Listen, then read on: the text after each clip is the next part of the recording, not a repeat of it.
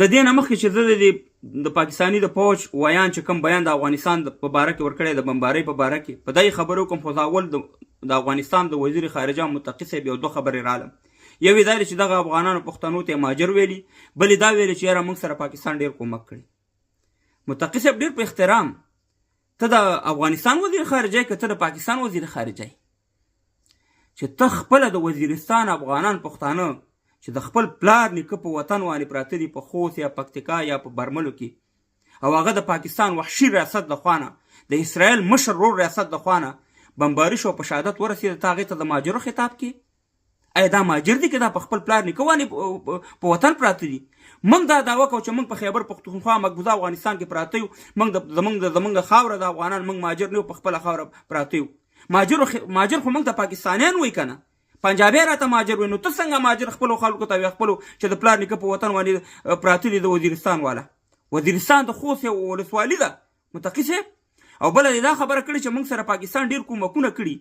کم کومک متقي صاحب؟ هغه کومک چې په 2001 کې ستا د طالبانو حکومت ټول خرڅ کو په ډالر په مقابل کې، طالبان څومره بې عزته کو، ګونتنامه ته یې ولېږل، هغه خدمت ته دی متقي صاحب؟ کیدای شي تا سره بیا کومک کړی ځکه ستا به هلته ځمکه وي، جایداد به دي وي، بچیان به دي وي، سبقونه به وي، خپل کاروبار به دي وي پاکستان کې. مګر موږ افغانان چې کومه ضربه موږ د پاکستان نه لیدلې، ولاکن نه د روس نه لیدلې او نه د امریکې نه لیدلې. متقي صاحب ستا په خوله څنګه راځي؟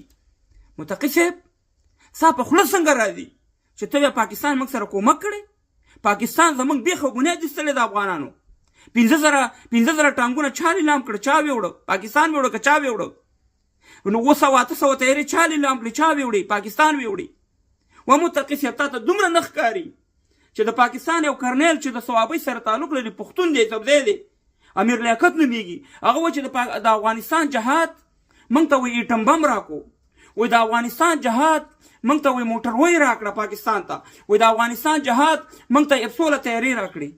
و متقي صاحب وطن یې د توران پوتې خرڅ کړي، ته تباه و برباد کړي، هر رقم شر مې درته درواړو.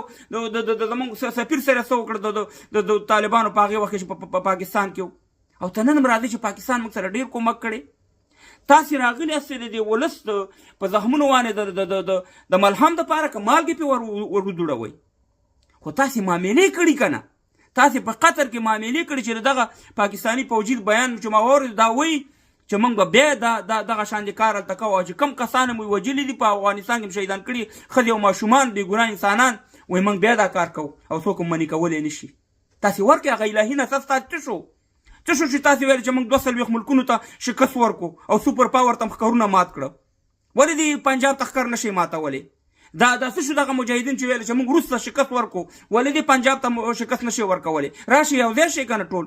الهي نصرت په قطر کې راووتو متقي صاحب، ځکه چې تاسې دا معامله کړې، تا لیکل کړي د امریکایانو سره چې د افغانستان په خاوره باندې هر څوک حمله وکړي او هغه د امریکایانو متحد وي، موږ د هغې په باره کې کاروایي نه کوو، ځکه چې د امریکې متحد چې دی هغه د پاکستان دی.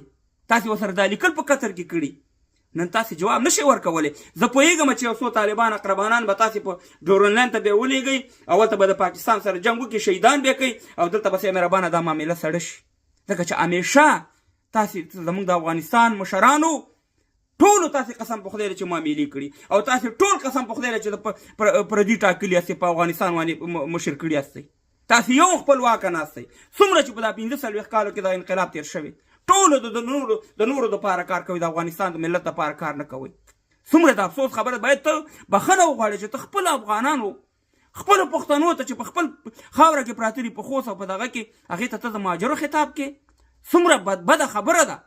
باید ته د ملت نه بخښنه وغواړې، او موږ ته معلومات دی چې تاسې جواب نشئ ورکولی، ځکه چې 250 پهلوانان ناسملوم، خو یو پوډري پاکستان او پنجاب نشم راسملولی. خو خامخا دې خبره کې څه چل شته که نه؟ او چل موږ ته معلوم دی، الهي نصرت هم موږ ته معلوم دی. مه کوئ د دې ولس په احساساتو سره لوبې مه کوئ، دا ولس مه وژنئ، صفا خبره وکړئ چې په قطر کې کومه معامله کړې ده، کم لیکل هم د امریکایانو سره کړي، کم خبرې د پاکستان سره کړي، ځکه په قطر کې پاکستانیان دغه جرنیلان او کرنیلان هم ناستو چې کله تاسې معاهده کوله، څه شی پکې لیکلي دي، ولس ته یې راښکاره کړئ. د دې ولس احساساتو سره لوبې مه کوئ. بدل ما ته معلومات دی چې موږ نشو اخیستی د پاکستان نه، که 100 ځل داسې حملې وکړي، بیا هم ولا کې موږ هیڅ شی هم وکړو. نو متقي صاحب په خبرو کې دې پام کوه چې ته د افغانستان وزیر خارجه نه د پاکستان.